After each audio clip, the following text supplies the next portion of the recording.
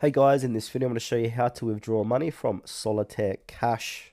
If you find this video helpful, please consider to like this video and subscribe to my channel. In saying that, let's just jump straight into the video.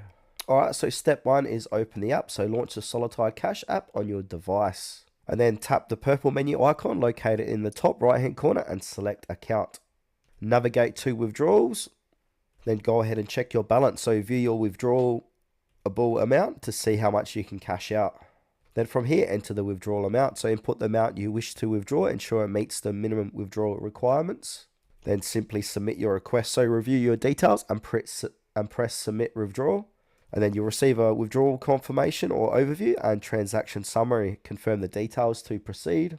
And then once processed, you'll get a confirmation email. All right, and here's some important details. So minimum withdrawal amount is $5. There are processing fees, so $1 fees deducted from each withdrawal, and withdrawals are typically processed within a couple of days. However, the exact time may depending on your bank and payment processor policies. And withdrawal methods, so primarily they use PayPal, but some users have reported options like Apple Pay and Venmo, but this is only for US only. And also note that bonus cash cannot be withdrawn, only actual winnings are eligible for withdrawal.